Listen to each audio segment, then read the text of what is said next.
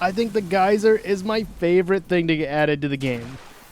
It functions in a similar way to bubble columns with soul sand, so in a way they can almost be interchanged. But come on, this looks really cool. And today I'm going to show you 3 different ways that I plan on using the geyser. And make sure to stick around for the last one because I think you're really going to like it. The first one I want to show you is item transport. So transporting items has been made really easy with the use of bubble columns and even with the new copper golem. But we can use the geyser to transport them as well. This is just a really crude example of how you could use this, but I'm going to show you how I built this anyway. But basically how it works is we load our items into this dispenser here, and then we're going to activate them with a hopper clock. The items then get sent through and they're going to collect where the geyser is going to shoot, which we're going to activate with our observer clock over here, which you could just leave this on. That would be just fine. But the items are going to get shot up into this water stream here, go around this corner through this fence gate with this ice, and they're going to drop all the way down over here into this chest. Now, all in all, this isn't that impressive because this has been done before, but I love the use of the geyser because it gives us a little bit of an animation to it outside of the bubble columns that we normally would use. To build it, these are the items you're going to need. 4 observers, 2 sticky pistons, 2 levers, 2 dispensers, 8 pieces of packed ice, 1 piece of molten sulfur, 4 water buckets, 2 spruce fence gates, a chest, a hopper, and at least a stack of building blocks and glass. You can use any building blocks that you want. I'm just going to use the new cinnabar blocks because I think they look really good. To start building this contraption, you're going to want to put down your sticky piston. Go ahead and get it so your observer faces upward like so. You'll notice by the arrow pointing down. Then you'll put another observer above this one that we're going to take out, and the arrow is going to be pointing up. We'll take out that middle one, and then we can place a lever to the side, which will activate it, giving us our observer clock. On top of this observer, go ahead and place a dispenser pointing this way. And for reference, it's going to be pointing in the opposite way of the lever. Then, right below that dispenser, off of that observer, go ahead and place 8 pieces of packed ice. 3, 4, 5, 6, 7, 8. You can go ahead and frame that in with your choice of building blocks or glass. When you're done, it should look something like this. Next, we can take our first water bucket and place it right in front of that dispenser, and it's going to run all the way to the edge of the ice. Next, we can place a building block right here and place our potent sulfur right off of it. Above it is eventually going to go a water bucket, but we got to block this in first and get our lava below it.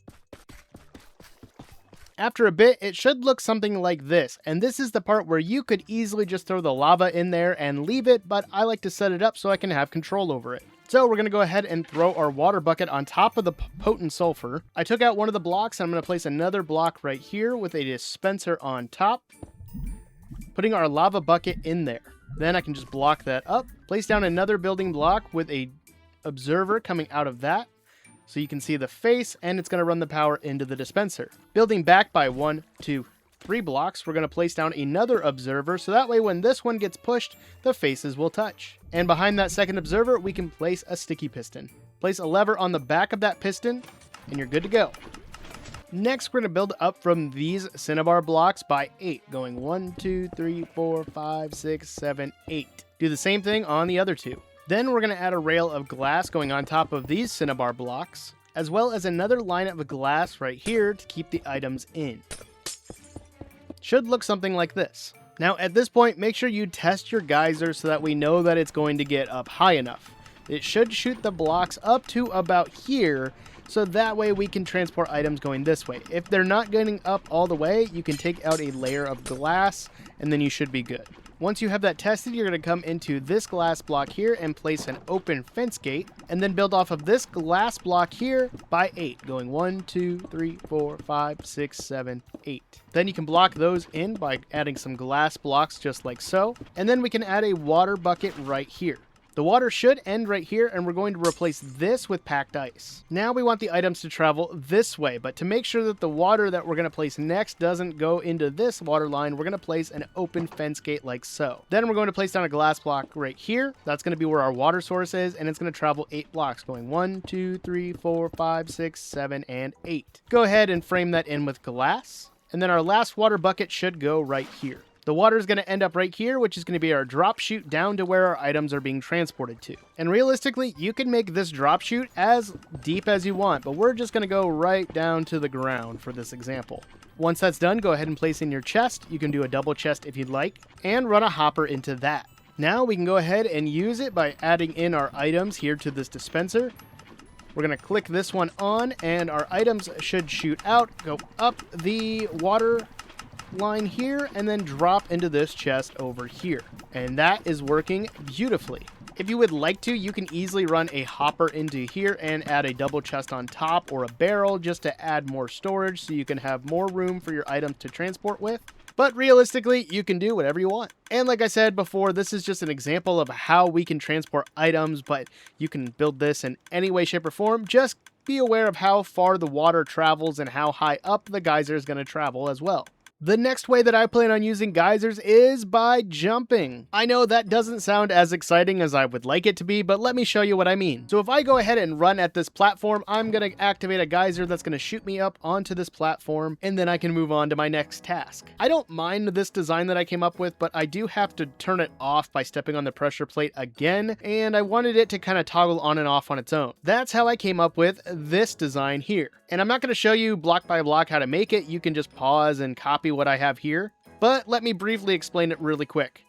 So right here we have a containment area with some building blocks. Again, I'm just using the cinnabar blocks. We have a dispenser that has our lava bucket in it with an observer that's pointing into the dispenser that's getting triggered by this copper bulb. I have a piece of redstone dust on top that's going to be activated by this pressure plate whenever I step on it. So if I step onto this pressure plate, the lava is going to shoot out, and if I step out, it's going to retract it. So it's kind of hard to see under here in spectator mode, but we have the same design of the bulb going into the observer with a dispenser going into here where we'll have lava. So if I have this same design underground, I can easily trigger that and go up by 6 blocks. And it turns the geyser off, and we're good to go. Just be careful not to land into the potent sulfur water because you're going to start getting nausea and everything's going to get all weird. But by doing it this way, I could only go up by 5 blocks. Doing it this way, I can easily go up by 6 blocks. Maybe when I get a running start. Let's try that again.